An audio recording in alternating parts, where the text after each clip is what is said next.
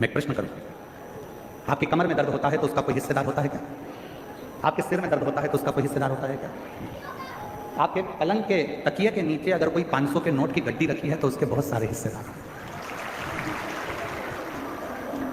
उसके हिस्सेदार हो सकते हैं, पर आपके दुख का कोई हिस्सेदार नहीं, कोई आपकी तकलीफ का कोई हिस्सेदार नहीं। परशु महापुराण की कथा में, पार्वती खंड में, उमा संहिता में भगवान शंकर ने पार्वती जी से कहा कि दुनिया के लोगों के धन के हिस्सेदार बहुत होंगे, दुनिया के लोगों की प्रॉपर्टी के हिस्सेदार बहुत होंगे, दुनिया के लोगों की संपदा के हिस्सेदार बहुत होंगे, पर पार्वती जो मेरे शिवलिंग पर एक लोटा जल समर्पित करता है उसका दुख का कोई हिस्सेदार नहीं होता, पर जब वो पवित्र मन से मेरे ऊपर एक लोटा जल समर्पित करता है तो उसका दुख का हिस्सेदार मैं स्वयं। उसके दुख का कोई हिस्सेदार होगा तो वो शिव।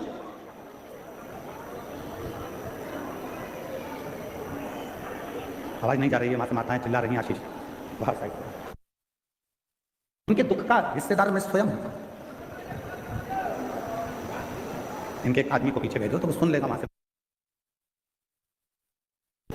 दुख का हिस्सेदार शिव कह रहे हैं कि जब कोई एक लोटा जल समर्पित करता है, जब कोई एक लोटा जल मुझे देता है तो वो जब दुखी होता है तो उसके दुख का निवारण करने के लिए मैं स्वयं उसके दरवाजे पर पहुंचकर उसके दुख को काट दूं।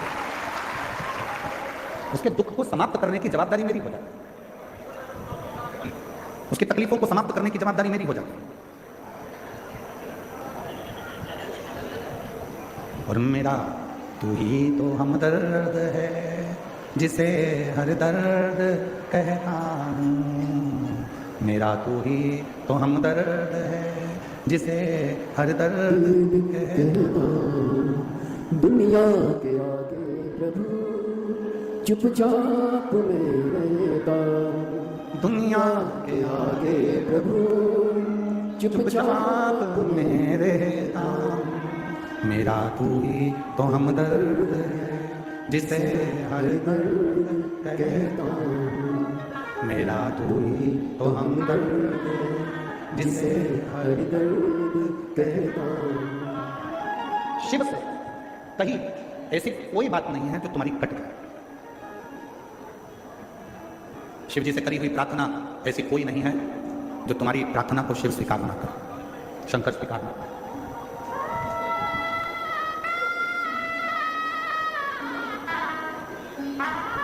क्या चल रहा है अभी प्रयागराज में? 1 महीने का क्या चल रहा है? इसको कुंभ नहीं कहेंगे, इसको कहेंगे माघ मेला।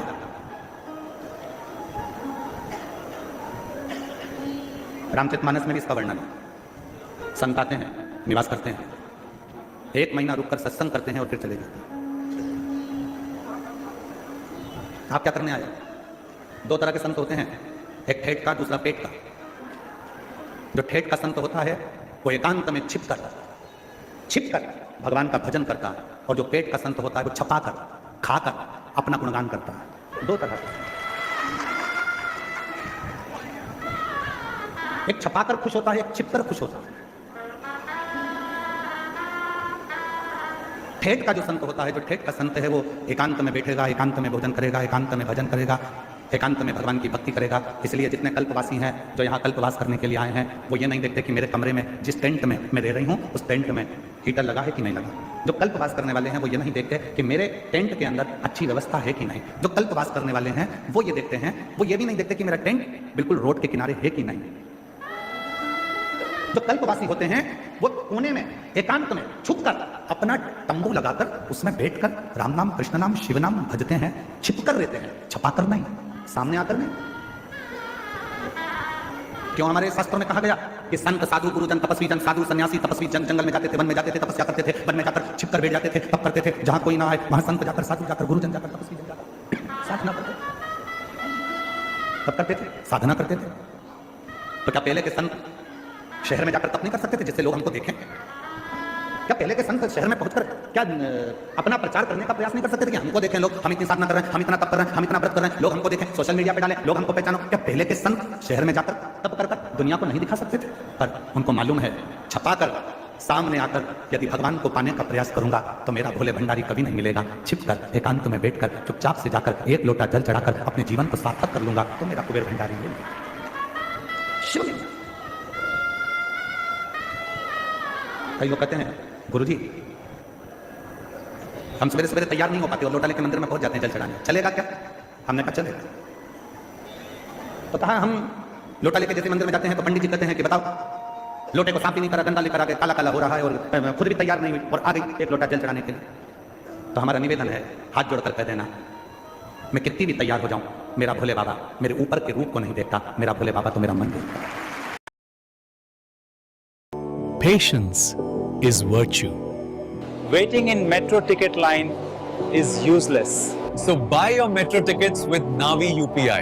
It's मेरा शिव, मेरा शंकर, मेरा ओघड़दानी कभी ऊपर का रूप देखा ही नहीं। आप कितने सुंदर हैं, इसको मतलब नहीं, वो नहीं देखते। तुम्हारी जितनी भी डिग्रियां हैं ना, इंजीनियर की, डॉक्टर की, कलेक्टर की, आईजी की, डीआईजी की, कमिश्नर की, पुलिस की, इंजीनियर की, तुम्हारी जितनी डिग्रियां हैं सारी डिग्रियां केवल पृथ्वी पर देखी जाएगी। वहां तो केवल एक डिग्री देखी जाएगी, तूने पृथ्वी पर जाकर पुण्य कितना करा, सत्कर्म कितना किया, भजन कितना किया, नाम जाप कितना किया, स्मरण कितना किया, कीर्तन कितना किया, मंत्र जाप कितना किया, वो डिग्री उस परमात्मा की देखी।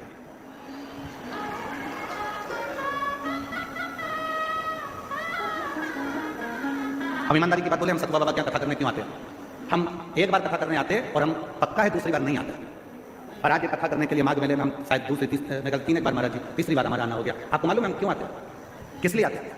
हमारा आने का केवल एक कारण है कि यहाँ किसी के बैठने के लिए पास का सिस्टम नहीं चलता, यहाँ तो जो आया वो बैठ।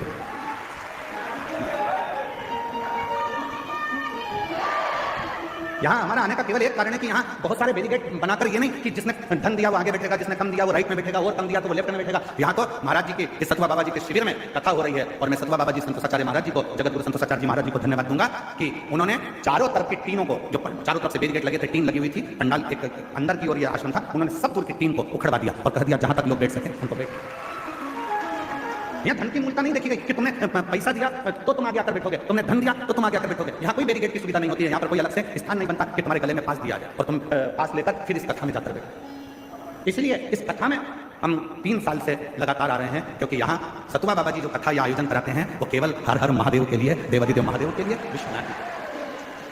यह दिखावा नहीं है, यह दिखावे के लिए कोई कथा या सत्संग या संकीर्तन नहीं। यहाँ तो केवल आपकी अविरल भक्ति, आपका भजन, स्मरण, कीर्तन और मंत्र,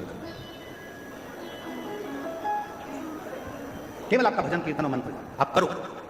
5 दिन आप और हम हैं, निवेदन है इन 5 दिन में सतवा बाबा जी के शिविर में आप जितनी देर बैठकर भजन कर सकते हैं उतना भजन करें। त्रिवेणी के संगम पर बैठकर जितना स्मरण कर सकते हैं करें, त्रिवेणी जितना करना।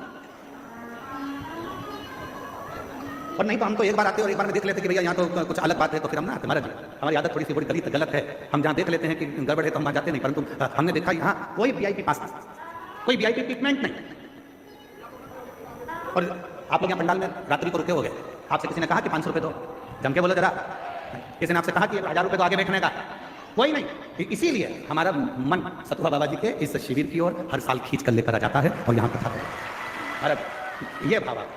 और मैं आपको इस चीज़ के लिए धन्यवाद दूंगा, जितनी सरलता आप में इतने वर्षों में हम दर्शन कर रहे हैं, आपकी ये सरलता पूरी जिंदगी भर रहे और आपका स्नेह सफल, ये अविरल भक्ति, इसको भक्ति करते हैं, इसको विश्वास करते, इसको भरोसा करते, दृढ़ता।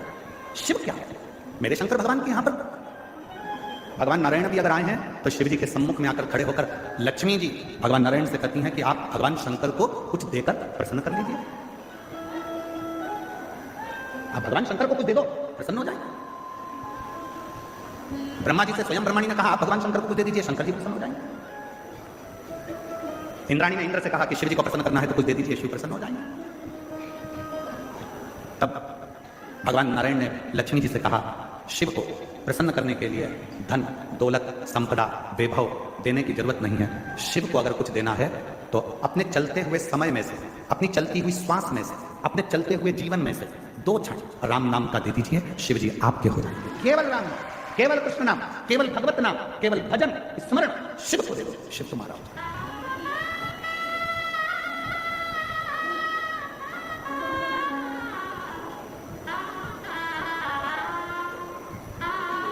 आज घूमने के लिए जाऊंगा सतु बाबा जी आपके साथ में, मन है मेरा। पूरे प्रयाग में मुझे घूमकर देखना है कि कौन से करोड़पति सेठ ने यहाँ पर भंडारे खोल के रखे हैं। मुझे पूरे माघ मेले में देखना है कि कौन से करोड़पति सेठ ने भंडारे खोल के रखे हैं। जो दुनिया के लोग कहते हैं साधु मांगता है, जो दुनिया के लोग कहते हैं संत मांगता है, जो दुनिया के लोग कहते हैं ब्राह्मण मांगता है, जो दुनिया के लोग कहते हैं सन्यासी मांगता है, उनको दिखाना है मुझे इस आस्था चैनल पर कि संत मांगता है तो कहां ले जाकर भक्तों को खिलाता है, वो दिखाने का प्रयास करना है। यहाँ माघ मेले में कोई सेठों ने अपने अपने शिविर नहीं लगाए। यहाँ माघ मेले में जो लंगोटी पहनने वाला बाबा है, जो तन पर एक वस्त्र धारण करने वाला संत है, उसने अपना शिविर लगाकर 1 महीने तक ना जाने कितने कितने हजारों भक्तों को, किसी को चाय पिला दी, किसी को भोजन करा दिया, किसी को भंडारा खिला दिया। वो तुम्हारे लिए मांगा, वो तुम्हारे लिए लेकर आया। और मुझे माघ मेले में सेठ को ढूंढना है जो भंडारे कर रहा है। कि कितने लोग कहते हैं कि आज के महाराज तो लूटते हैं, आज के महाराज तो लेकर आते हैं। उनको दिखाना है इस माघ मेले में एक एक झोपड़े में बैठा हुआ एक एक संत, एक एक साधु, एक एक तपस्वी, एक एक सन्यासी आपको खिलाने के लिए बैठा है और आशीर्वाद देने के लिए बैठा है। यहाँ लेने के लिए बैठा है, यहाँ लेने नहीं आया, यहाँ देने आया। और कोई कहते हैं बाबाओं के पास इतना माल कहां से आता है? क्योंकि बाबाओं के पास एक काम है, बाबा जितना देता है उतना ऊपर वाला उसको देता है। तुम देना चालू करो, बाबा जैसा तुम्हें भी देना चालू कर देगा। तुम संत नामदेव जी महाराज से कहा गया कि नामदेव जी महाराज एक बात बताओ, तुम्हारे झोपड़े में आग लग गई थी, तुम्हारा झोपड़ा जल गया था, तुम्हारा घर जल गया था, फिर रात भर में तुम्हारा घर बनाया किसने? तो एक काम करो, नामदेव जी ने कहा मेरे रिश्तेदार आए तुमने बना दिया, तो हमारा भी घर बनवा दो तुम्हारे रिश्तेदार से। तो नामदेव जी ने कहा लगाओ आग अपने घर में, तुम अपने घर में आग लगाओ, वो बनाकर जाएगा। तुम भी तो एक बार लुटाना प्रारंभ करो, देना प्रारंभ करो। जब दोनों हाथ से तुम देना प्रारंभ करोगे तो हजारों हाथ से वो देना तुम्हें प्रारंभ कर देगा। तुम देव तो शिव ओघड़दानी, लक्ष्मी जी करेंगे भगवान नारायण से कि शंकर जी को कुछ दे दो, शंकर जी आपको मिल लेंगे। ब्रह्माणी ब्रह्मा जी से करेंगे कि शिव जी को आप कुछ दे दो, शिव जी आप पे करुणा करेंगे। इंद्राणी इंद्र से करेंगे कि आप शिव जी को कुछ दे दो। तब भगवान नारायण ने कहा शंकर भगवान को कुछ नहीं चाहिए, शिव जी तो केवल आपसे राम नाम मांगते हैं। जो राम नाम दे देता है शिव उसके पीछे पीछे चलना प्रारंभ कर देते हैं और शिव उस पर करुणा करना चाहते हैं।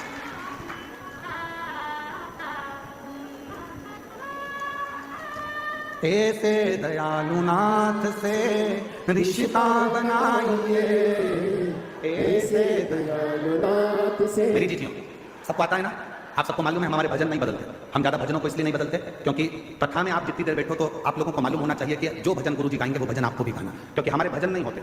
हम भगवान से प्रार्थना करते हैं इन शब्दों के माध्यम से कि हम पर भी कृपा करें। तो आपको भी अपनी वाणी में बोलना है साथ साथ।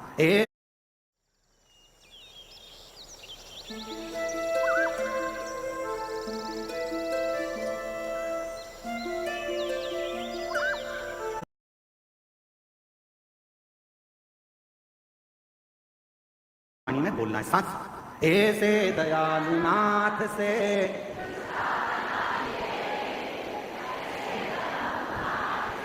रिश्ता बना, मिलता रहेगा आपको जो कुछ भी चाहिए, मिलता रहेगा आपको जो कुछ भी चाहिए। मांगा है भोले वरदान एक ही, मांगा है भोलेनाथ से वरदान एक ही। तेरी दया बनी रहे जब तक है जिंदगी, तेरी दया बनी रहे जब तक है जिंदगी। मांगा है भोलेनाथ से वरदान एक ही। हमें बस एक बार दे दो, अंतिम श्वास तक तेरी कृपा, आखिरी सांस तक तू मिलता है। आई नहीं माघ मेले में 5 दिन की शिवपुराण सुनने के लिए। मैं जानती हूँ कि मैं 1 महीना कल्पवास नहीं कर सकती, मेरे बच्चे छोटे। मैं 1 महीना माघ मेले में नहीं रह सकती क्योंकि मेरा परिवार बड़ा है। 1 महीना मैं बाबा इस माघ के मेले में कल्पवास नहीं कर सकती क्योंकि मैं घर में परिवार को लेकर चलने वाली हूँ। पर बाबा आज विश्वास से कहती हूँ 5 दिन भी अगर मैं इस पंडाल में बैठकर कथा सुनूं तो मेरे भोले बाबा, हे मेरी गंगा मैया, मेरे इस 5 दिन की रात्रि को कल्पवास की 1 महीने की रात्रि मान ले। इतना फल देना मुझको। मैं 5 दिन रहूंगी, 5 दिन तेरा भजन करूंगी और 5 दिन में मुझे विश्वास है तू मुझे खाली नहीं भेजेगा, मेरी झोली खुशियों से भरकर भेज देगा। मेरा विश्वास है, मेरा भरोसा। एक माँ ने अपना पत्र लिखा है कि मेरी देखो ये सीसी है, ये पेट में डालने की जरूरत है, नाभि में डालने की जरूरत है। और आप दावा करते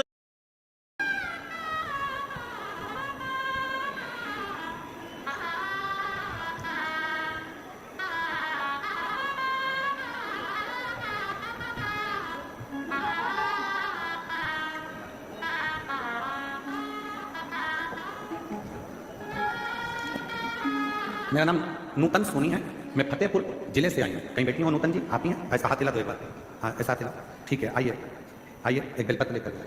मेरा नाम नूतन सोनी है, मैं फतेहपुर जिले से आई हूँ। मेरा मोबाइल नंबर ये है। श्री शिवाय नमस्ते।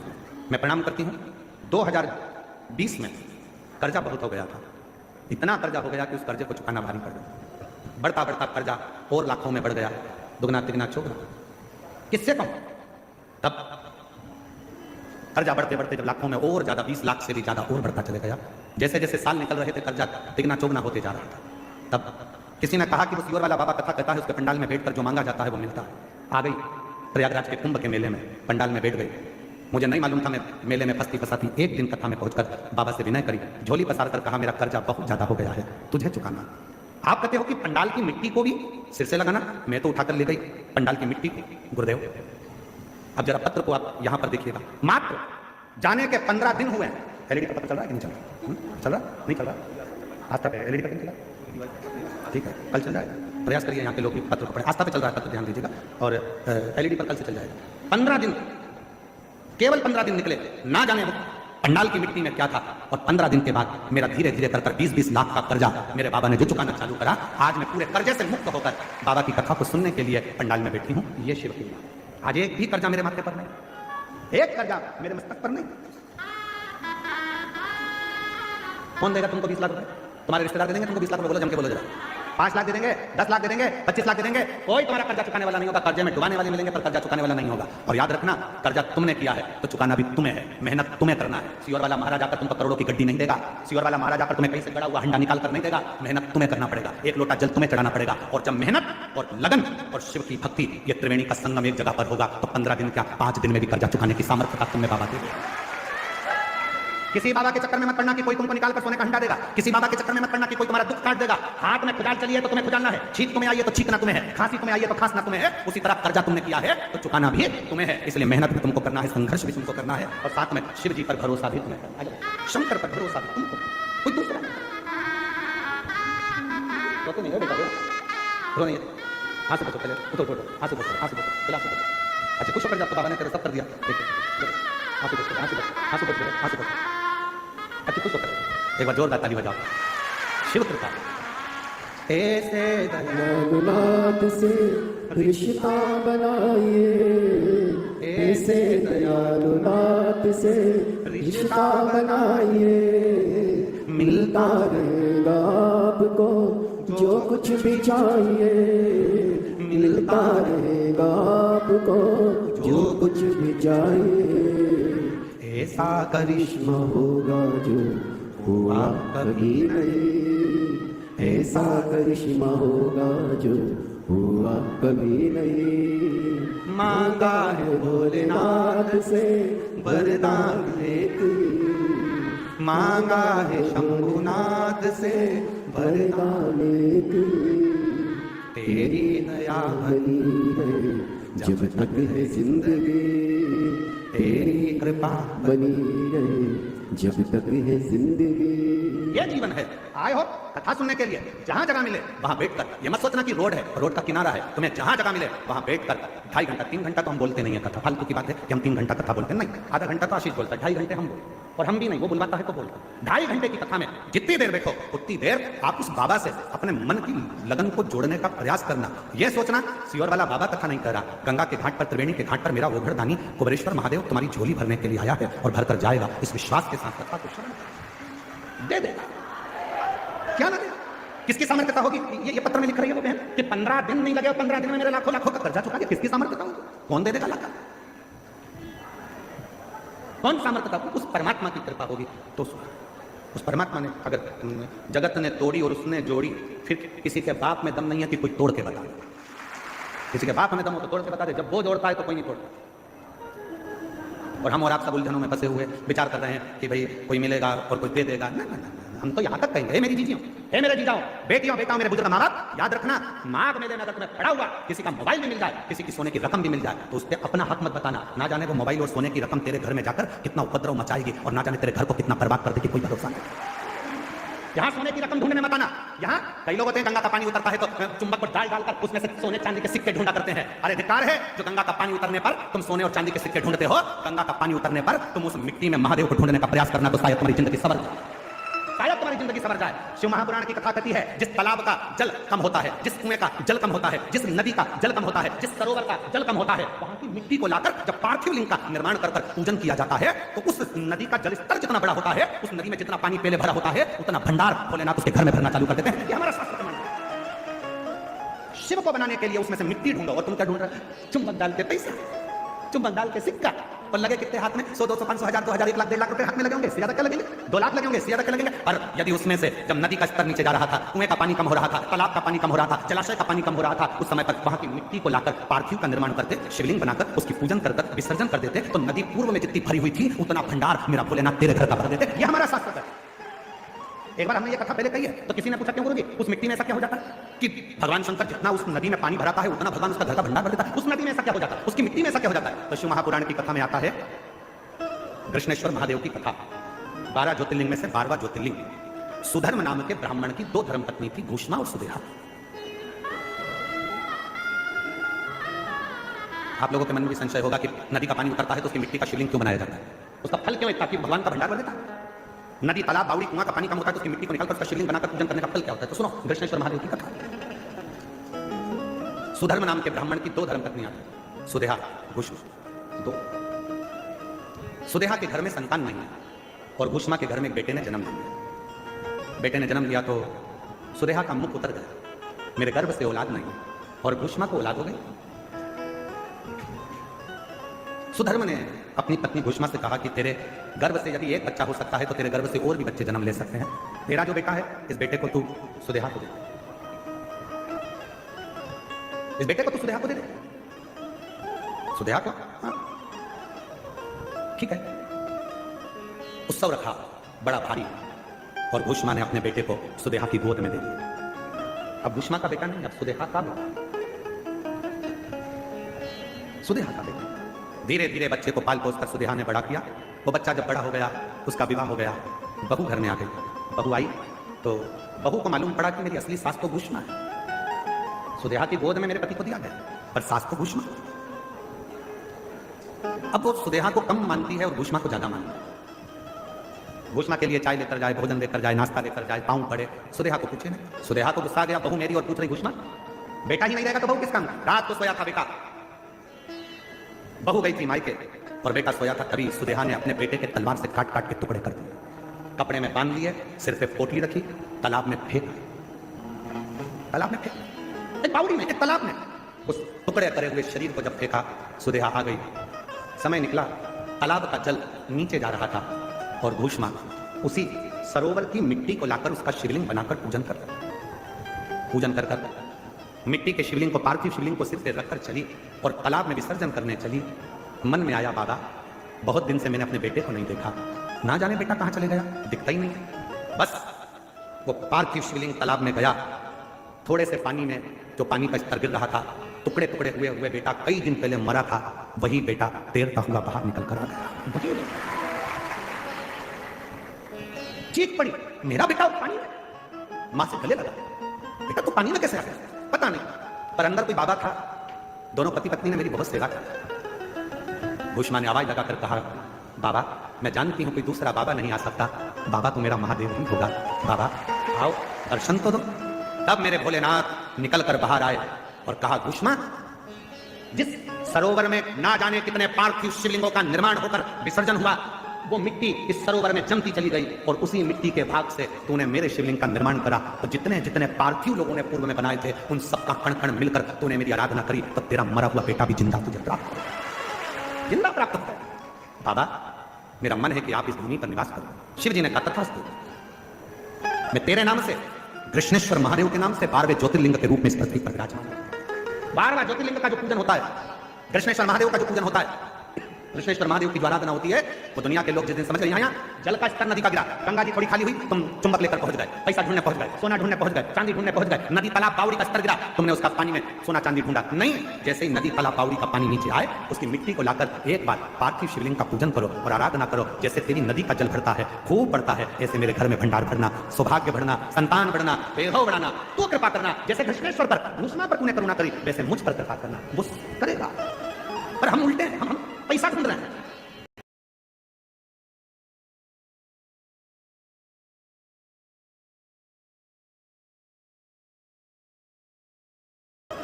पर हम उल्टे हैं, हम पैसा ढूंढ रहे हैं।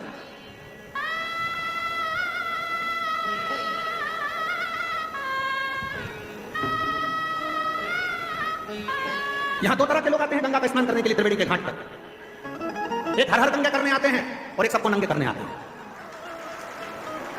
यहाँ त्रिवेणी के घाट पर दो तरह के लोग आते हैं। हर हर गंगे करने आते हैं, बिना कोई विचार करे, बस गंगा का स्नान, पूजन अर्चना, ध्यान, आराधना, साधना, स्मरण, भक्ति, छुपाकर नाम जप करना, भोजन भंडारा कराना और चले जाना। और दूसरे तरह के आते हैं सबको नंगे करने। ये गया गंगा के जल में और वो गया चुपचाप से तुम्हारे कपड़े मपड़े भरे और तुम बाहर निकलते सी पूछे कपड़े रखे थे तो बाहर खड़े हुए बोले तुम कर रहे थे हर हर गंगे, वो कर रहे थे तुम्हें नंगे।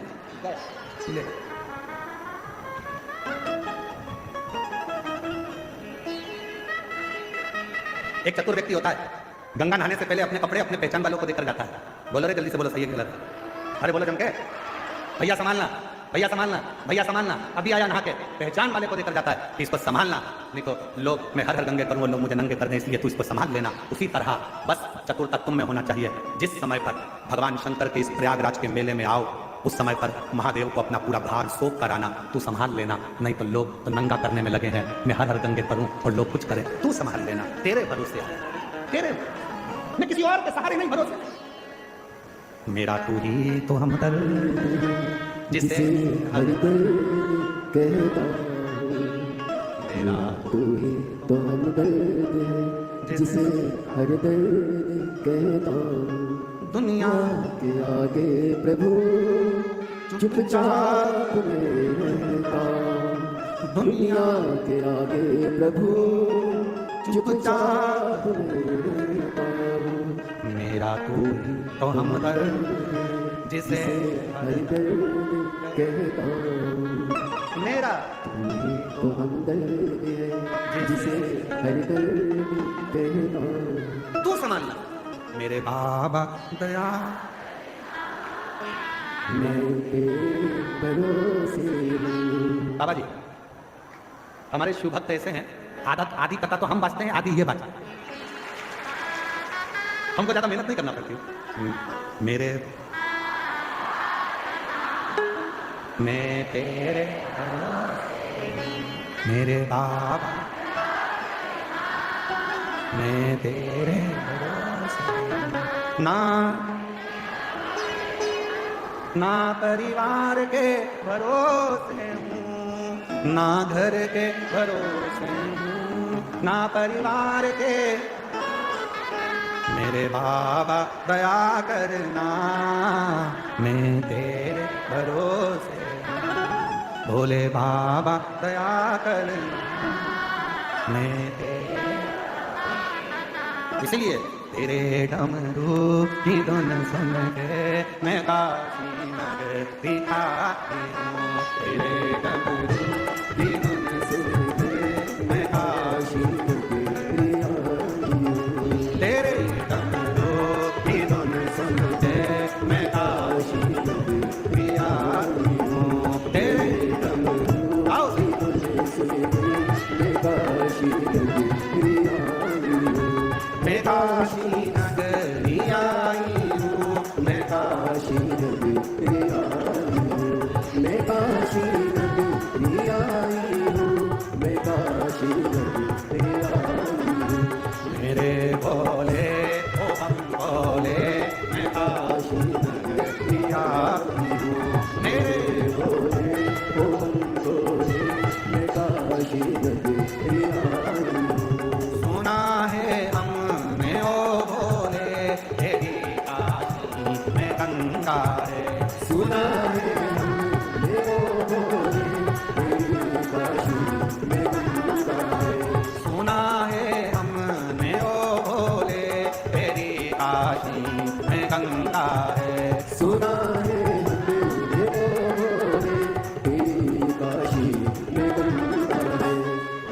गंगा नहाने को मैं काशी नगर पिया कोसी गंगा नहाने को मैं काशी नगरी आई हूँ।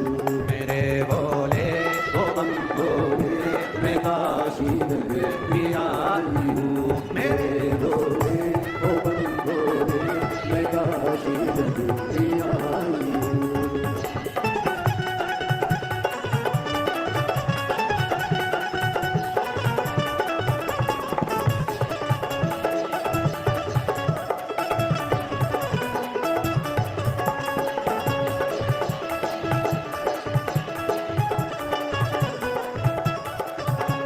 सुना है हमने बोले तेरी काशी में गोपी है।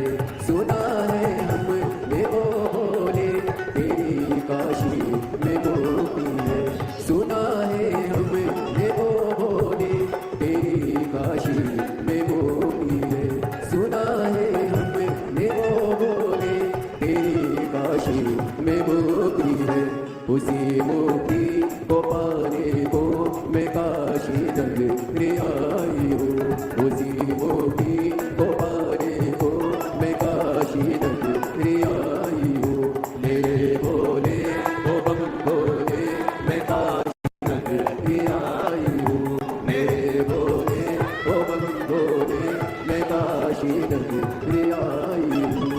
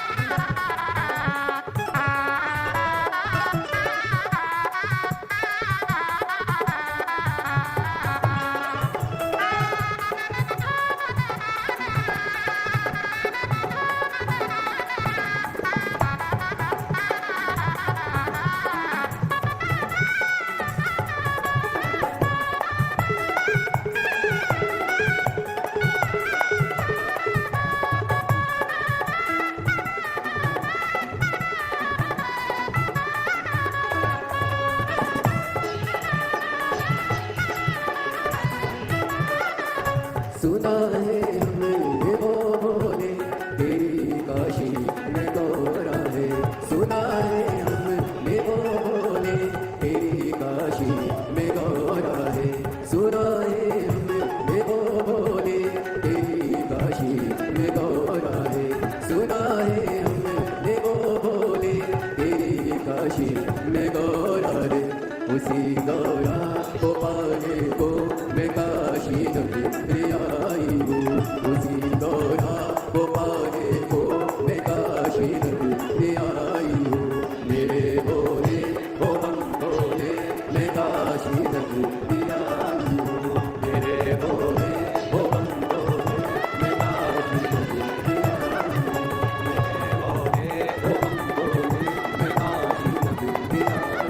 मैं काशी नगरी आई हूँ। मैं काशी नगरी आई हूँ। मैं काशी नगरी आई हूँ। मैं काशी नगरी आई हूँ। अपने स्थान पर बैठकर बाबा को अपने मन का भाव कहिए, दिल से प्रार्थना करिए, विनय करिए, निवेदन करिए, विनती करिए।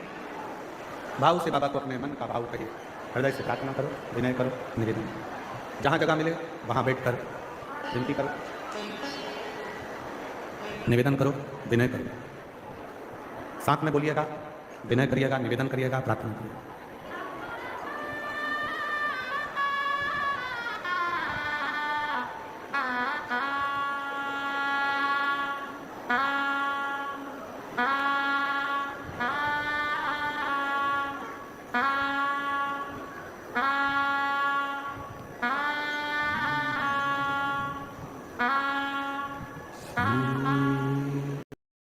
ये डिटर्जेंट से जाएगा ना?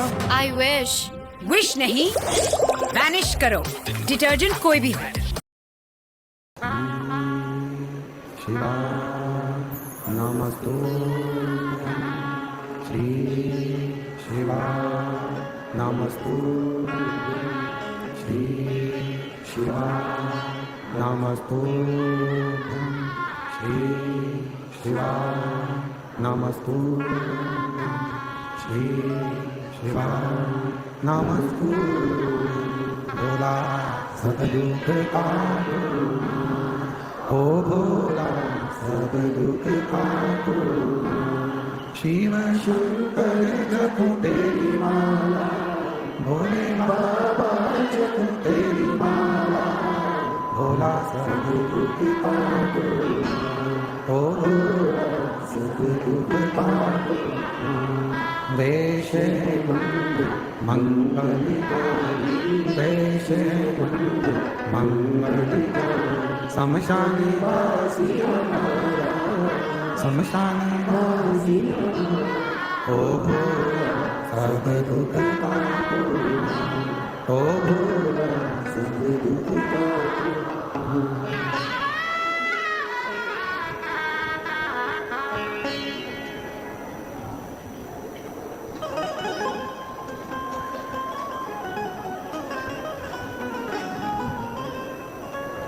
बाबा देवलते महादेव भगवान शिव प्रकादर्शी कैलाश विनाशी भगवान शंकर जिनकी पुनित पावन पवित्र शिव महापुराण की कथा का शिव को पाना बहुत सरल। एक देवराज नाम के ब्राह्मण के प्रसंग से शिव महापुराण प्रारंभ हुआ, जो कभी शिव के मंदिर नहीं गया, जो कभी भगवान शंकर के शिवालय में नहीं पहुंचा, मंदिर नहीं गया, कभी शंकर जी के मंदिर में जाकर उसने एक लोटा जल नहीं चढ़ाया, पर उसकी माता शिव के बिना एक क्षण नहीं रहती। और शिव महापुराण की कथा में बड़ौदा में एक बात कही थी, जिसके परिवार का यदि एक व्यक्ति भी शिव के मंदिर में जाकर यदि एक लोटा जल चढ़ाना प्रारंभ करता है तो उसके जल का फल उसके जितने परिवार में सदस्य हैं सबको प्राप्त होना प्रारंभ, सबको मिलता है। एक मामी जी ने तो अपने भांजे को भेज दिया कर, जाओ वो कथा हो रही है प्रयागराज के मेले में पिछले वर्ष, तो बेटा कहता है, मामा भांजा कहता है कि मामी मुझे जो नौकरी चाहिए सरकारी, क्या वो मिल सकती है, क्या वो प्राप्त हो सकती है? मिल जाए, एकत्र है। देखिए, मैं अंकित सिंह निवासी ग्राम सोमबंसी खेड़ा जिला रायबरेली का रहने वाला हूँ। कहीं बैठे हों तो हाथ हिला सकते हैं, अगर कहीं बैठे हों आप ही हैं ऐसा हाथ हिला दो, दोनों आ जाइए, दोनों आ जाइए। मैं अंकित सिंह निवासी ग्राम सोमबंसी खेड़ा जिला रायबरेली का रहने वाला हूँ। गुरुजी, आपकी कथा कानपुर में 2021 में हुई थी, वहां बाबा से एक प्रार्थना करी थी। एक केस में फंस चुके थे, निकल नहीं रहे थे। जैसे बाबा की कथा सुनी, 307 का वो केस था, धीरे धीरे उसमें हल मिलना प्रारंभ हुआ। फिर एक कथा काशी में हुई, जिस कथा में बैठकर हमने बाबा से प्रार्थना करी और बाबा ने ऐसी कृपा कर दी कि पूरी तरह से केस से बरी की। हमारा एक भांजा जिसकी नौकरी नहीं लग रही थी सरकारी, तब हमने उसको यही भांजे से कहा कि तू जाकर एक बार पंडाल में बैठकर कथा सुन और मेहनत कर। और सियोर वाला बाबा कहता है कि जितनी मेहनत कर सकते हो अपनी मेहनत को बढ़ाओ, रात दिन कर दो और फिर वो नौकरी मिलेगी जरूर। और बाबा की ऐसी कृपा हो गई गुरुदेव कि बाबा ने हाथ पकड़ लिया और मेरे भांजे का सिलेक्शन पुलिस में हो गया। आज मैं बाबा को यहाँ नमन करने के लिए आई। एक पत्र और है, कलावती देवी, पति का नाम मान सिंह, पता 30D चांदपुर सलोरी, ऊंट खाना, पोस्ट तेलियरगंज। तेलियर इसको लिखा रहे हैं, रेडी चल रहा है, देख लो, तेलियरगंज। बाबा के एक लोटे जल का महत्व प्रभु मेरी बेटी ने 2012 में B.Ed पास की। 2012 से 21 तक उसकी शादी के लिए रिश्ते आ रहे थे और ना कोई जॉब लग रहा था, ना कोई संबंध आ रहा था। बहुत टेंशन में रहने लगी और वह फिर बोलने लगी, पापा मुझे कोई शादी वगैरह नहीं करनी। उसका गुस्सा शांत नहीं हो रहा क्योंकि ना तो उसका जॉब और ना कोई शादी करे। फिर हमने बेटी के पास में गुड़गांव में उसको बोला कि तू एक काम कर, 2022 में जब आपकी कथा गुड़गांव हो रही थी तो कथा के पंडाल में कथा सुनने के लिए भेज दी। वो वहां कथा सुनी, सीहोर गई, बाबा के रुद्राक्ष को ली, कंकर लेकर आई, उसकी पूजन चालू कर दी और बाबा की ऐसी कृपा हुई। सीहोर से लौटने के बाद पशुपतिनाथ का व्रत तीसरी बार फिर शुरू किया और फिर हमने 5 सोमवार का व्रत पूर्ण किया। और वैसे ही मेरी बेटी को 2023 में काउंसलिंग में 2023 में वो टीचर के पद पर नियुक्त हो गई। गुरुदेव, जैसे ही उसकी गवर्नमेंट जॉब लगी, 15 दिन के बाद मेरी बेटी को सरकारी नौकरी टीचर की मिल गई। उसके बाद ज्वाइनिंग लेटर प्राप्त होने के ठीक कुछ समय के बाद में 5/12/2023 को बेटी का संबंध भी पक्का हो गया और उसकी शादी हो गई। कहीं बैठी हो कलावती देवी, पति का नाम मान सिंह, कहीं बैठे हो तो हाथ हिला सकते हैं। कलावती देवी मानसिंह जी इधर है, आ जाइए, बेलपत्र लेकर जाइए, आइए। शिव शिव है। आप जिस कामना से भोलेनाथ की कथा को सुनने के लिए आए हो, बाबा आपकी कामना पूर्ण करता है। और एक तो त्रिवेणी का संगम, माघ का महीना, और ऊपर से यह 5 दिवसीय शिव महापुराण की कथा मां गंगा के घाट पर।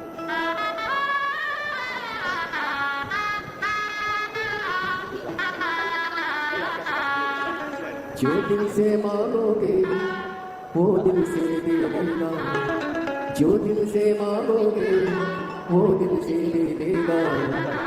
मेरा भोला भंडारी है, मेरा भोला भंडारी है, खाली झोली भर देगा। मेरा भोला भंडारी है, खाली झोली भर देगा। ओ भोला भंडारी है, खाली झोली भर देगा। स्मरण करिए शिव भक्ति का। एक देवराज नाम के ब्राह्मण से इस कथा का प्रारंभ हुआ है। वो देवराज जो कभी शंकर के मंदिर नहीं गया, वो देवराज जो कभी शिव को नहीं भजा, वो देवराज जो कभी शंकर का स्मरण नहीं किया, वो देवराज जिसने कभी शिव नाम, शिव भक्ति, शिव स्मरण नहीं किया। फिर भी शिव ने कृपा करी उसको, फिर भी वो घरदानी ने, भगवान शंकर ने उस पर करुणा की। क्यों? परिवार का यदि एक व्यक्ति भी शिव का स्मरण करता है तो उसका फल, उसका फल। आप लोगों को मालूम है कि नहीं मालूम, हमको नहीं पता। हमारे मध्य प्रदेश में एक नियम था पुराने समय में, जब कोई तीर्थ कर आता था तो तीर्थ कर जब आता था तो उसके चेहरे का दर्शन करने के लिए हमारा पूरा मोहल्ला, पूरा गांव एकत्रित होता था। क्यों? उसने जिन नेत्रों से बद्रीनाथ का दर्शन किया, उन्होंने जिन नेत्रों से द्वारकानाथ का दर्शन किया, उन्होंने जिन नेत्रों से जगन्नाथ का दर्शन किया, उन नेत्रों से जिसने रामेश्वरम का दर्शन किया, त्रिवेणी का स्नान किया, उसके नेत्रों के द्वारा यदि हम सामने खड़े हो गए और वो दृष्टि हम पर पड़ गई तो हम भी सिद्ध हो जाएंगे, चाहे हम तीर्थ गए।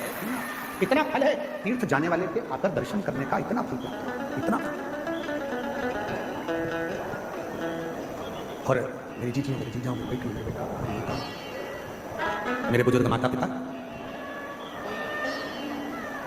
आपको लगता है कि कथा सुनने का पुण्य केवल आपको मिलता है, पर ईमानदारी से बोले ना, आपको कथा सुनने का जितना पुण्य मिलता है उतना पुण्य हमको भी मिलता है आपका दर्शन कर, आपका दर्शन कर।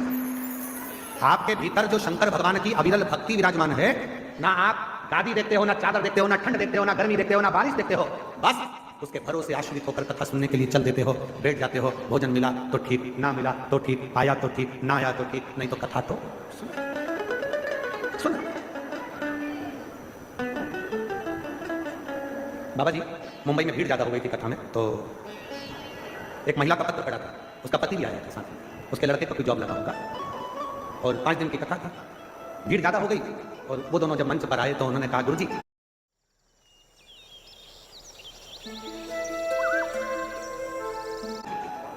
हम बेलपत्र कल ले लें तो? हमने पूछा क्यों? कहा हम 4 दिन से नहाए नहीं। तो हमने पूछा क्यों? तो कहा नहाने जाते और जगह चली जाती तो, इसलिए हम नहाने भी नहीं। हमने कहा ये बेलपत्र तुम साथ में रखो, बिना नहाए भी पवित्र हो, दिल साफ हो, जाओ ले जाओ, जगह संभालना है, हमें कथा श्रवण करना है। कथा कल हमारे बाबा जी करे थे, रमणीकुटी वाले महाराज जी, कल बाबा जी करे थे, 3 दिन पहले से श्री शिवाय नमस्तुभ्यम चालू हो गया। 3 दिन पहले से लोग यहाँ वहाँ जगह वगह संभालने के लिए चालू हो गए और लोगों ने अपना अपना स्थान संभालना प्रारंभ कर दिया था कि कथा होगी, मिलेगी, आनंद से कथा सुनना है, श्रवण करना है। बाबा जी हमने कथा के शुरू में आपके लिए एक बात कही कि कोई वीआईपी पास नहीं, क्योंकि भक्त से बड़ा दुनिया में कोई वीआईपी हो भी नहीं सकता। बस आपकी सरलता, आपके साथ सर आ जाओ सर,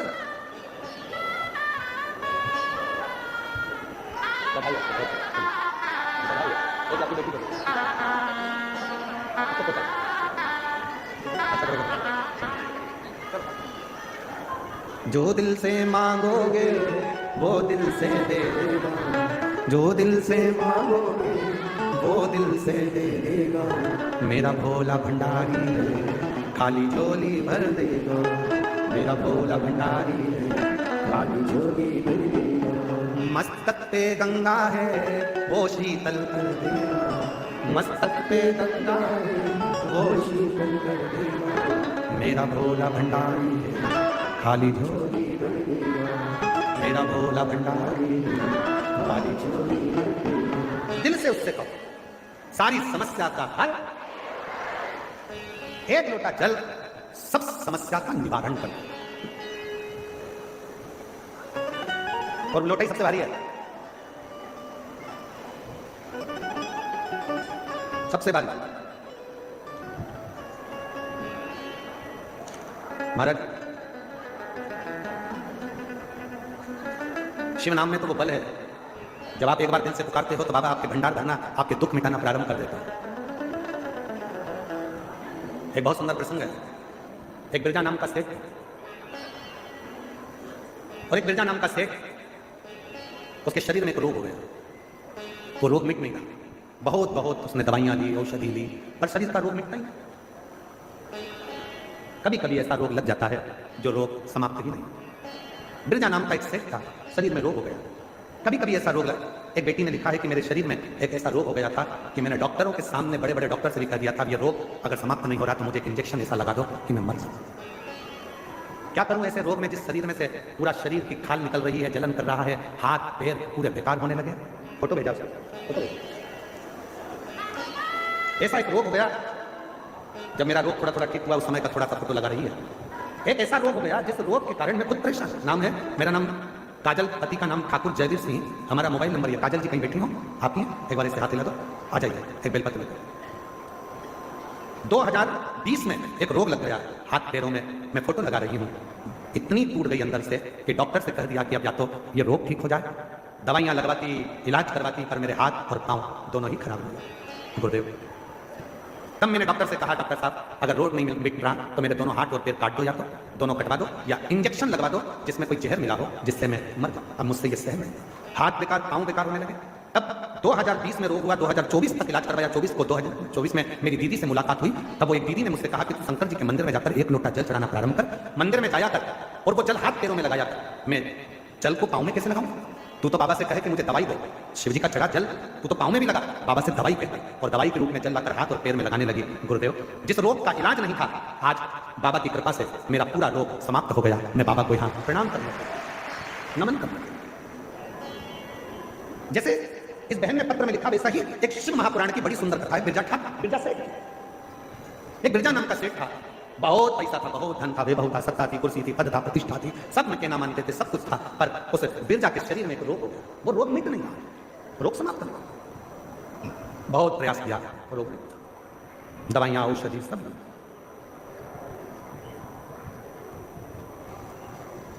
अब बिरजा हमेशा अपने धन के नशे में रहता।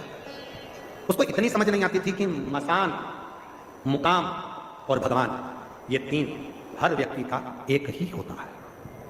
मकान अलग हो सकते हैं, बंगले अलग हो सकते हैं, कोई झोपड़े में रह सकता है, कोई महल में रह सकता है, पर आखिरी का मुकाम जाना एक ही जगह पर है। तो वो मुकाम भी एक है, मसान भी एक है, और वो भगवान भी एक है। उसमें कोई वो एक। आज के जमाने में लोग कहते हैं, लोग अपने अपने भाव में कहते हैं राम जी का। ये लोगों की सोच है। व्यासपीठ कभी सोच नहीं करती इस तरह का कि राम बड़े, कि कृष्ण बड़े, कि शिव बड़े, कि पार्वती जी बड़ी, कि ये बड़े, कि वो बड़े। शिव महापुराण तो कहती है तुम्हारे दिल में जो बैठ गया, राम हो, कृष्ण हो, शिव हो, गणेश हो, जो तुम्हारे हृदय में है, बस उसको भजो। ये ऊंचा नीचा करना बंद कर दो कि ये बड़ा कि वो छोटा, वो बड़ा वो छोटा ना।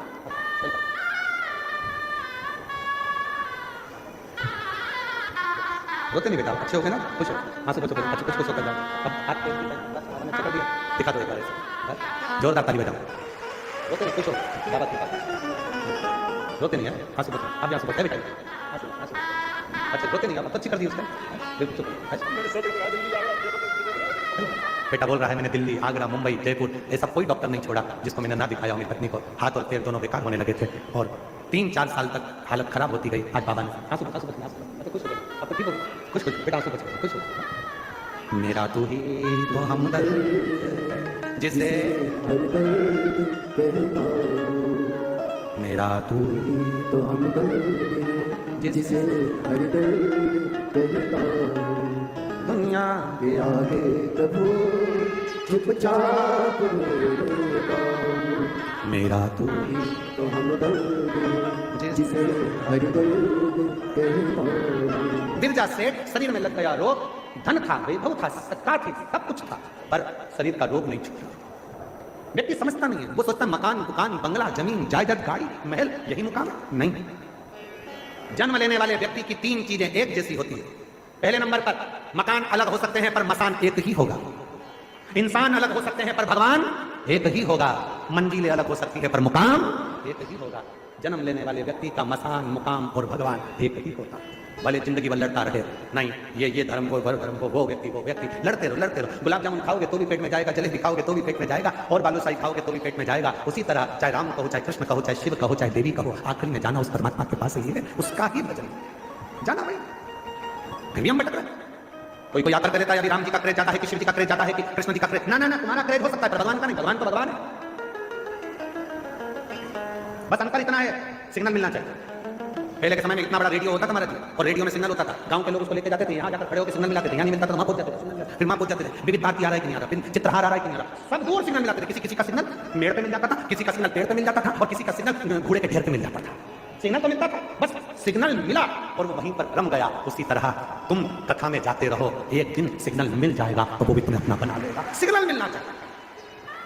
सबके रेडियो चालू रखो, सबका मन परमात्मा मेरे भोलेनाथ से सिग्नल मिलाते, और किसी के चैनल चेंज करा करो। ओम नमः शिवाय, ओम नमः शिवाय, ओम नमः शिवाय, सिग्नल नहीं मिल रहा। नमः शिवाय, सिग्नल नहीं मिल रहा। कभी कभी श्री शिवाय नमस्तुभ्यं थोड़ा टच हो रहा है, हल्की हल्की आवाज आ रही है, ऐसा लग रहा है मेरा भोलेनाथ अब मेरे दुख काटना प्रारंभ कर रहा है। सिग्नल मिल रहा है। भले तुम पेड़ पे थे, चाहे बूढ़े के ढेर पे थे, चाहे जमीन की मेड़ पे थे, सिग्नल तो सिग्नल है। तुम कहीं पर भी रहो, मेरा शंकर तुम्हें ढूंढ कर तुम्हें एक दिन राजसत्ता में, आनंद में, सुख में, प्रसन्नता में बिठा कर ही रहेगा। सिग्नल। मेरे बाबा दया करना, मैं तेरे भरोसे भोले बाबा दया करना, तेरे भरोसे। सिग्नल मिलाना है। बिरजा नाम का सेठ सिग्नल नहीं मिला पा रहा था। धन तो था पर मन पवित्र नहीं था, शरीर में रोग हो गया था, बीमारी हो गई थी। देखो शिव भक्त के दर्शन का फल क्या होता है। इसलिए गुरु जी से कभी नहीं कहना चाहिए कि हमारे सिर पे हाथ रखो। गुरु जी से तो कहो बस एक बार देख लो और हमारी जिंदगी को सुधार लो।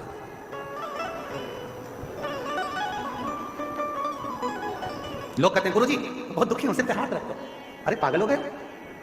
अब यहाँ सतवा बाबा के शिविर में एक जगह पर टीपी लगी होगी, लाइट की टीपी, चारों तरफ से सेव करके रखी होगी, उसको कोई हाथ ना लगा ले। आप में से कितने लोग हैं जो रोज सुबह शाम टीपी को छूते हैं, खटका छूते हो, लाइट का पंखा चालू करना बंद करना है, पंखा पर लाइट का कनेक्शन, वो डीपी, वो टावर, उसको कोई टच नहीं करता। पर ना जाने कहां से सुख चढ़ गया, हाथ लगा दो, डीपी से कनेक्शन जोड़ दो, डायरेक्ट फाल्ट हो जाओ। सिर पे हाथ रख दो, बाबा जी हमारा कल्याण हो जाएगा। बाबा जी बोले दूर रहे, डीपी से दूर, बल्ब शार्ट हो जाएगा, पंखा शार्ट हो जाएगा, दूर। पर ना जाने कौन सा शोक चढ़ा है, हाथ रख दो। और बाबा उन भी ऐसे हो गए, आजा बेटा आजा, और सिर पे हाथ रख, ना चलो दूर हटो, चलो। इसलिए हमने तुमसे एक रिश्ता बनाया, बहन और जीजा जी का रिश्ता। ये मेरी जीजी, तुम मेरे जीजा। दोनों रिश्ते ऐसे हैं कि दोनों में तुम हमारे पाँव नहीं पड़ोगे, हम तुम्हारे पड़ेंगे। दोनों रिश्ते तुम हमारे पाँव मत पड़ना, हम तुम्हारे पड़ेंगे।